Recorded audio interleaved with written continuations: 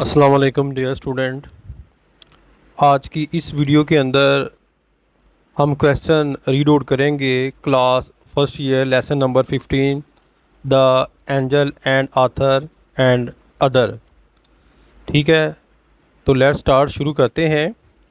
और इसकी एक्सरसाइज के हम जो है वो क्वेश्चन जो है वो रीड आउट करेंगे, ना कि मोर शॉर्ट क्वेश्चन। तो लेट स्टार्ट, शुरू करते हैं। At what point of journey in his dream did the author hear the throbbing sound of wings?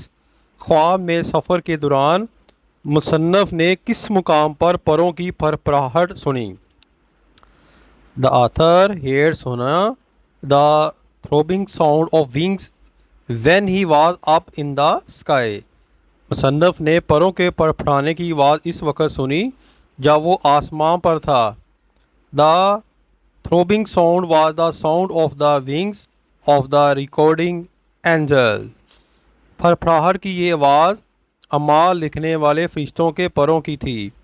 He could see only a faint brightness beneath darkness। वो सिर्फ तारीखी में दबी हुई मध्यम सी रोशनी देख सका।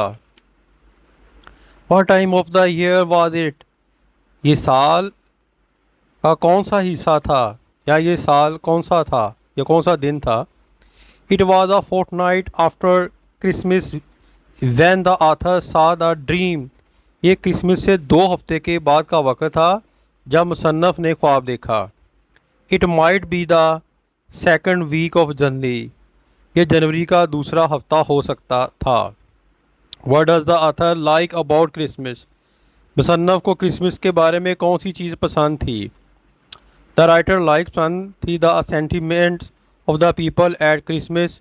मुसन्नफ़ को क्रिसमस पर लोगों के जज्बात को यानी कि पसंद थे। He like to see all man become generous at this. वो इस मौका पर तमाम इंसानों के सखी बन जाने को पसंद करता है। They do not a lot of noble deeds for the betterment of other human being. लोग दूसरे इंसानों की बेहतरी के लिए बहुत से नेक काम करते हैं। Write down the good deeds the author has admitted or a great joy on Christmas. इन नेक कामों को तहरीर करें जिनके मतलब मुसन्नफ़ ने इतराफ़ किया कि वो क्रिसमस के मौका पर बहुत खुश यानी कि मुसरत होते हैं।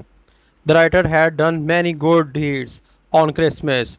मुसन्नफ़ क्रिसमस बहुत से अच्छे काम कर चुका था। He had lavishly subscribed to various funds of the betterment of the poor and needy people। वो गरीब और ज़रूरतमंद लोगों की बेहतरी के लिए मुख्तलिफ फ़ंडों में खुले दिल से चंदा दे चुका था। Why are the noble deeds always a great joy for the author? मुसन्नफ़ के लिए नेक काम हमेशा क्यों बात से मिसरत हैं? Noble deeds were always a great joy for the author because they were the source of satisfaction for him। मुसन्नफ़ के लिए नेक माल हमेशा बड़ी खुशी का बास थे क्योंकि वो इसके लिए तसल्ली का ज़रिया थे।